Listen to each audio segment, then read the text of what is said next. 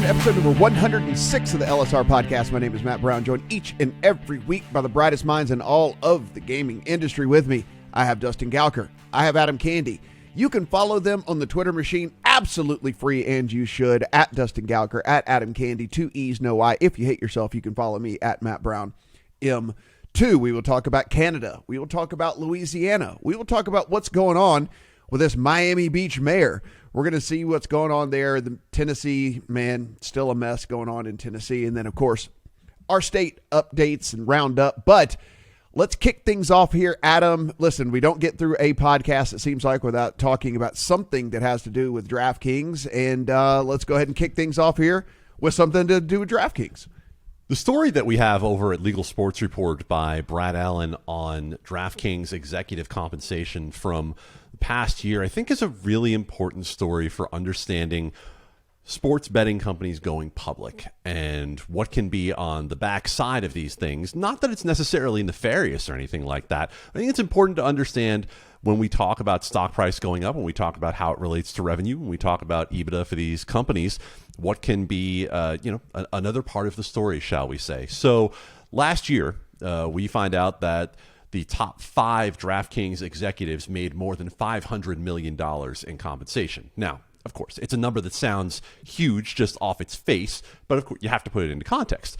And so when you do put this into context, you see that the next highest group that was evaluated in this report that Brad Allen is writing about says that it's about $400 million in terms of average CEO compensation, specific to talking about Jason Robbins. Average in the peer group that was used was about $8.3 million. Jason Robbins was north of $200 million. So the question, of course, becomes, how does this happen? What led to this?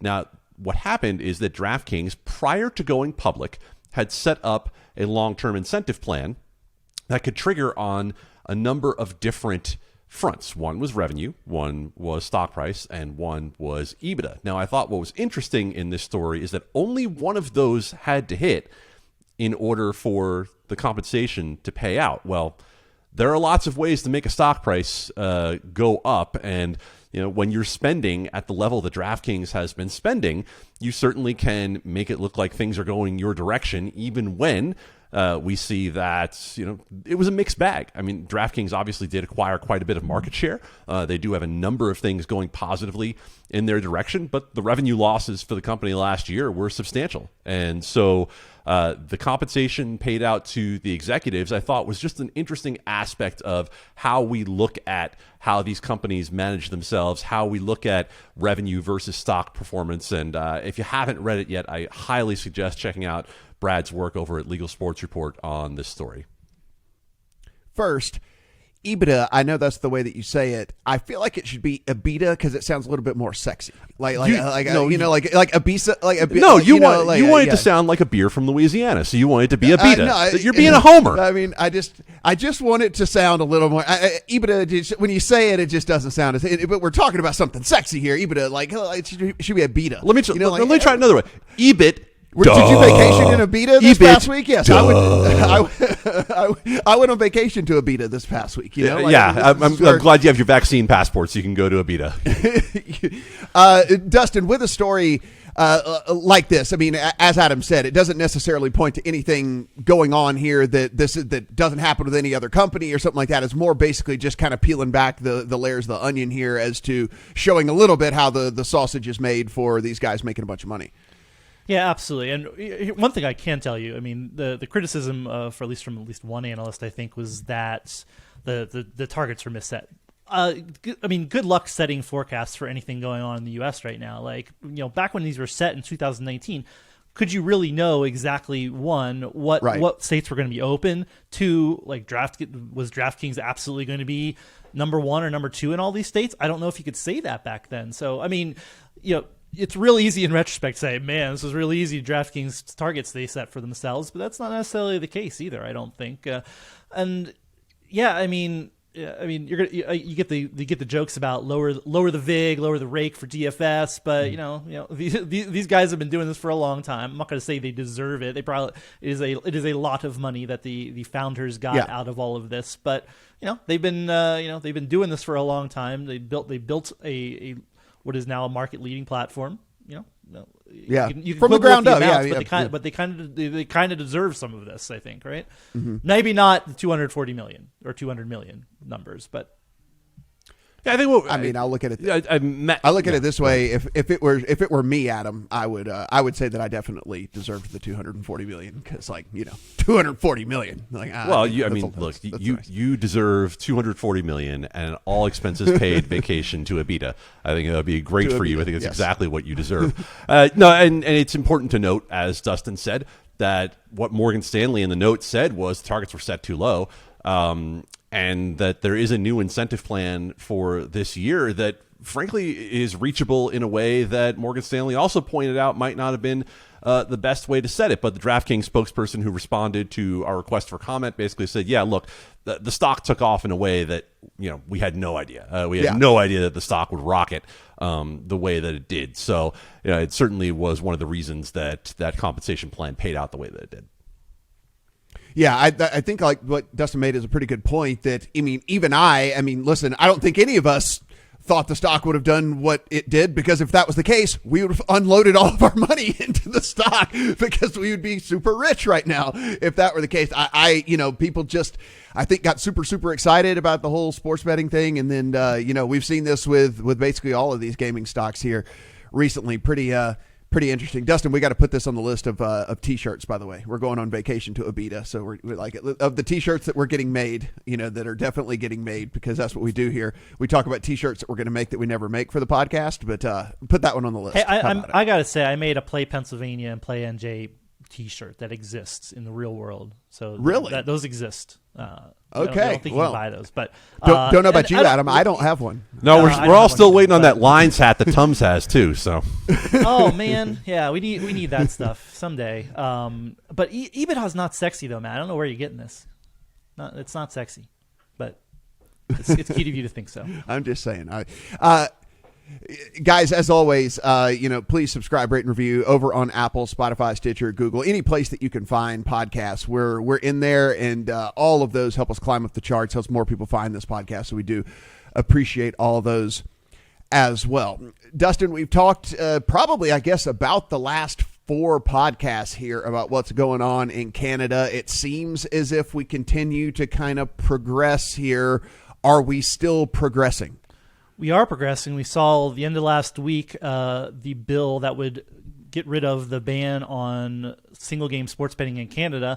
We saw that move out of committee and to the full Senate. Correct me if I'm wrong, Adam. I believe that's up for debate today in the Canadian Parliament, in Canadian Senate, to consider what's going on there. So for a while we were stuck with it was nothing happening on the Canadian sports betting front. People were getting a little antsy, I think, and even this bill sponsors like coin flip. This gets done in this year, and now we're moving forward. Doesn't mean it's done deal. The vagaries of the Canadian Parliament. Who knows what happens there? But people are we got some testimony. Ontario, British Columbia are working on sports betting frameworks already without this bill being passed. So they're going to be at least a couple of the provinces. Again, just like the United States, we're going to see provinces legalize and regulate this. This is not all of a sudden Canada's is open game, but you're seeing progress. We're going to see today if there's what the debate and what happens with the bill, I think, and then we'll could be moving toward online sports betting either later this year or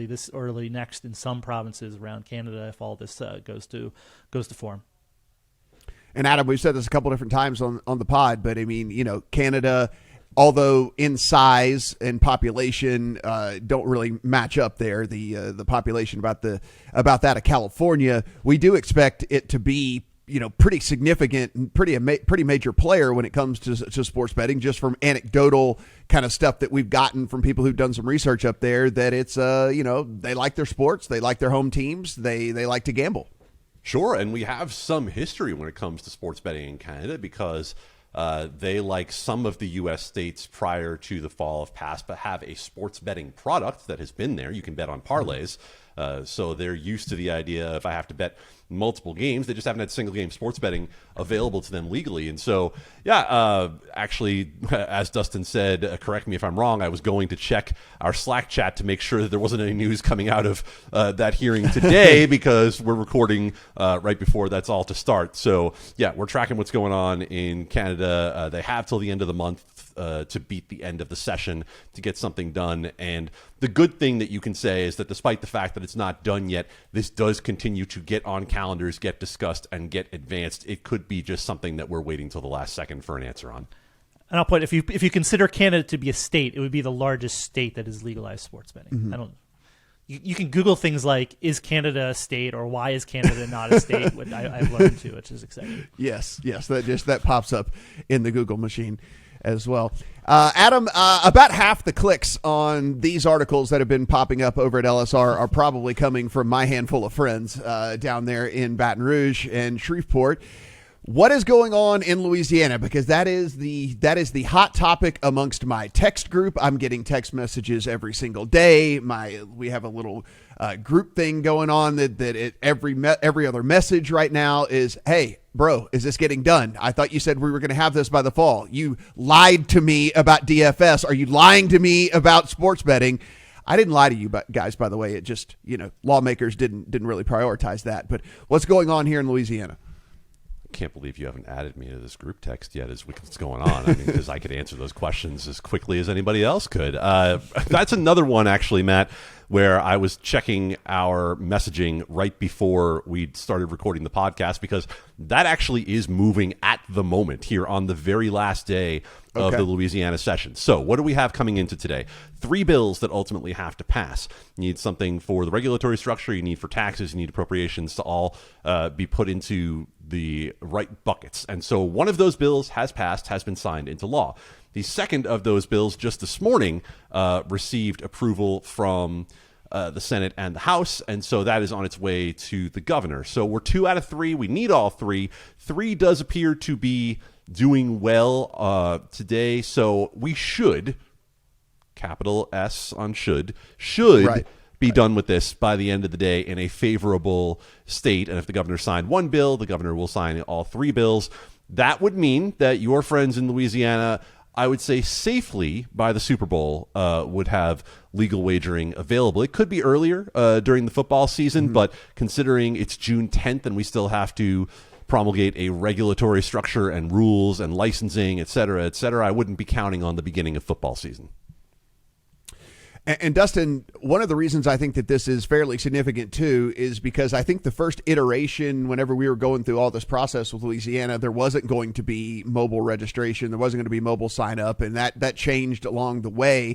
And what that really does for the state in general is, hey, look, not only are you going to get Louisiana, but since Mississippi only has Mississippi Mobile, which, we know nobody's even doing. So basically it's retail only in Mississippi. And then you also have Texas, which is right next door as well. The Louisiana market, should it open up here anytime soon, especially during football season, could actually surprise some people, I think, with some numbers, because you're going to pull a lot of people from Mississippi just that can cross over the border real quick, that don't want to have to drive down to a physical casino wherever those are located inside of Mississippi. And then, of course, we talk about Dallas and Houston and the proximity of those cities to the Louisiana border as well. Football season, should it happen, at some point during football season, could be pretty interesting there. Yeah, I mean, I'm not going to test you on Louisiana geography. I know you have that cold. So, but drive-in traffic, definitely important, definitely exciting. I think in Louisiana, we've seen that evidence in other states. We continue to see it in New Jersey until New York launches an online betting product, and even then, we're not. There's more options. New Jersey might be better than whatever New York rolls out, as we've talked about. Same thing with Chicago and Indiana before when Indiana launched before Illinois launched. We saw a lot of crossover from Chicago, Illinois border, other states where there wasn't anything going on, people coming into Indiana. So this is Louisiana almost perfectly situated, you would say, from that standpoint. There's just the borders are good for them. They already get a lot of people coming to those casinos, even, right? So the temptation to be able to sign up an app, drive across the border, place a few bets, go back home. Probably fairly substantial, I'd say, in Louisiana. So we've been following what's going on in Florida, and Dustin, there is a guy that we have to add to our list of maybe he is not so friendly on our end. We're going to have to put on our bad list here. I don't know if it's on the bad list, but I mean, he has some of the concerns that a lot of us do. This is the mayor of Miami Beach, Dan Gelber, sent a letter requesting the Department of Interior to reject the Seminole Compact that allows for all sorts of things, but sports betting proximately for us, right? He's worried about the expansion of casino gambling at a hotel and Trump Doral property. But, he goes through, lays out an argument that, that people are going to be, other than him too, are going to be using to challenge this law, and that, whether the Department of Interior, who has to approve this compact with the Seminoles agreed to with the governor and was approved by the state legislature, there lays out some of these arguments, and these are this is maybe the first time somebody's laid them all out in one place, but they're real concerns for this. So great read by John Holden over at LSR. You should definitely read. It has one of my favorite lines I've read recently. Judging the impact of this letter is a bit like trying to predict the weather a year from now. Who knows what it means? I mean, he's imploring the federal government not to do this. I mean, the federal government's going to do what it wants to do. It's going to look at look at the compact, do what it thinks is right. But this is the pronouncing exactly what people are taking issue with in some ways in terms of how Florida did its gaming compact and how sports betting could roll out in Florida.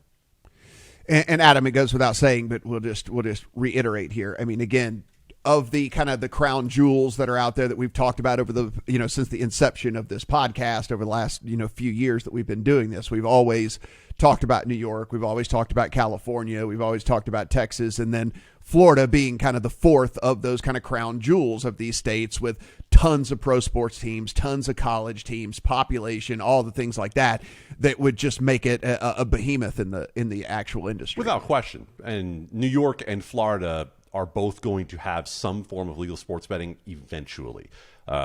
We know what New York's situation is. July 1st is the latest that RFP can come out. And here in Florida, what we see is that if for some reason this were rejected by the federal government, if for some reason a lawsuit were successful in blocking online sports betting, that there would at the very least be retail sports betting available in Florida. That being said, if it's a matter of this needs to go to the ballot and potentially be approved, that's not something that is out of the question either. It just would slow down the potential growth of the market, and it would be a question of, could you marshal enough resources behind a campaign for online sports betting to push it through the ballot successfully against what will be a well-funded opposition as well. So it's going to happen. It's just a matter of what it's going to look like. Mm-hmm. We've talked at length here about Tennessee and the things that are going on in Tennessee. Now, listen, it was a state that did not have any casino gambling, so whenever it launched sports betting, it was going to be the state with only online, only mobile. It was all mobile. We were going to have this regulated through people that, again, since there wasn't casinos in the state, that were kind of entering a fray that they had maybe not before and not really fully understanding. And with that, we've had a couple of bumps along the way here, Adam. How is this coming along there in Tennessee in this transition of who's actually going to run stuff there? Swimmingly, if the pool were empty. This is not the straightforward process that you would like to see in terms of regulation when you consider that the body that is regulating sports betting right now asked to no longer regulate sports betting.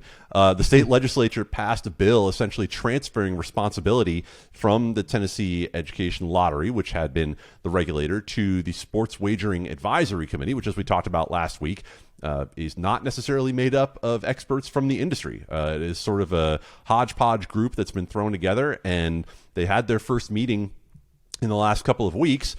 We had to multiple times request that audio from the meeting because there's no video, there's no audio, there's no live way to track what's going on with the meeting.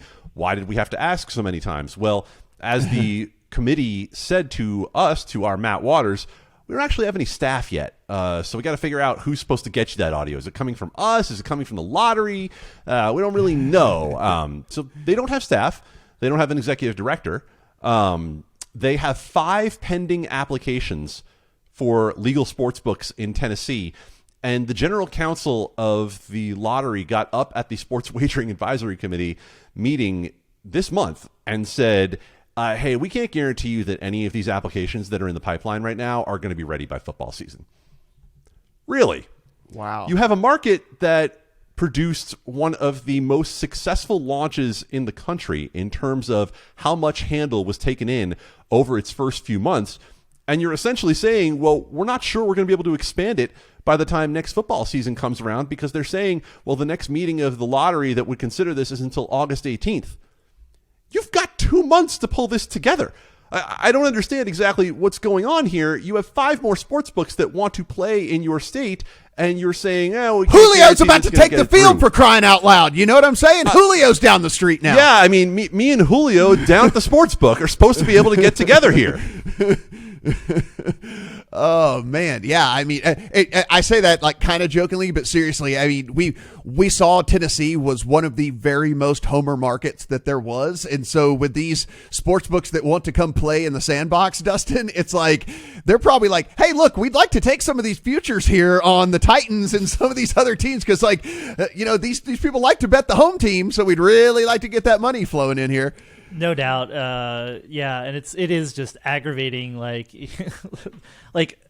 yeah, you took forever to go. You get so much X Sportsbooks live, and that, yeah, I just don't. It hurts my brain. It hurts my brain for so many reasons that we're doing this. It's like.